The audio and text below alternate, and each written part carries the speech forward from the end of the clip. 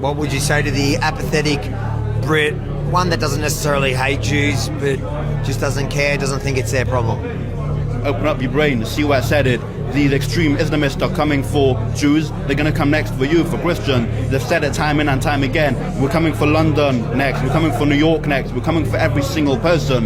We want to convert the world to Islam. These extremists, that's what they want to do. And we've seen this time in and time again in England. Globalize the Intifada, which means kill Jews everywhere, wherever you find them. If that's democracy, that's so-called the way you want to live, I don't think so.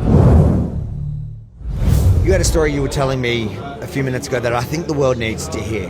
What happened to you in Manchester recently? So myself, I'm from Manchester, England.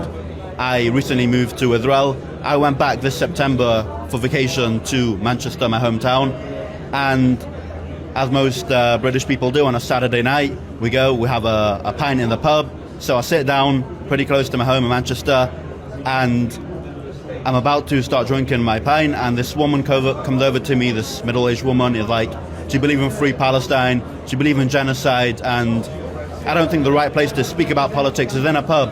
And just to be clear, that's because you were obviously donning a kippah. Yeah, I dress like a Jew, no Zionistic slogan, symbols, just as a Jew, just a kippah. So she obviously identified me as a Jew.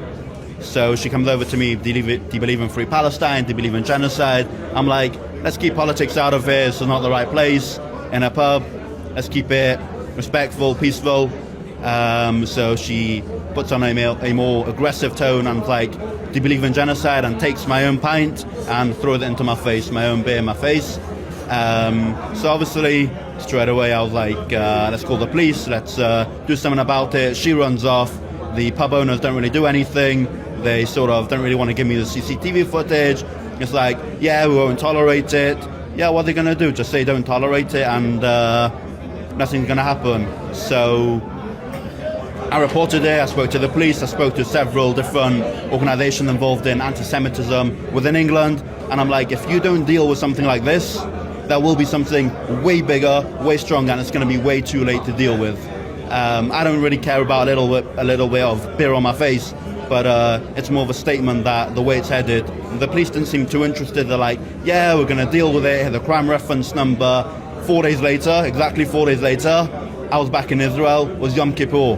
1 mile down the road, the same council, 1 mile down the road, a couple-minute walk, was the Yom Kippur attack, where 2 innocent Jews got murdered by Islamists, extreme Islamists that wanted to kill Jews for being Jewish.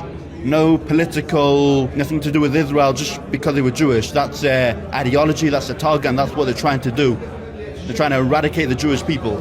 1 mile down the road, and what are the police going to do? What's Sabana Mahmoud Kir's done? But they condemn it, a couple words on Twitter. What's that going to change? What's it going to change? If you don't treat it from the core, what's going to happen? It's not even defensive. Defensive isn't enough, even if we were defending. If you defend, you've got a chance of surviving. If you're in offensive, you've got a chance of winning. And this wasn't even defense. A couple words on Twitter, what's that going to do? So, do you have any faith in the future of Britain? I hope there's going to be a future and we're going to be able to tackle it, but I don't see it. I really don't, especially with the way it's headed. These people like to be politically correct, or what's politically correct to them, but not to us. So I don't see a future, although I'd really hope there is. But at the moment, I think, for me at least personally, it's just being in Israel. What would you say to the apathetic Brit, one that doesn't necessarily hate Jews, but just doesn't care, doesn't think it's their problem?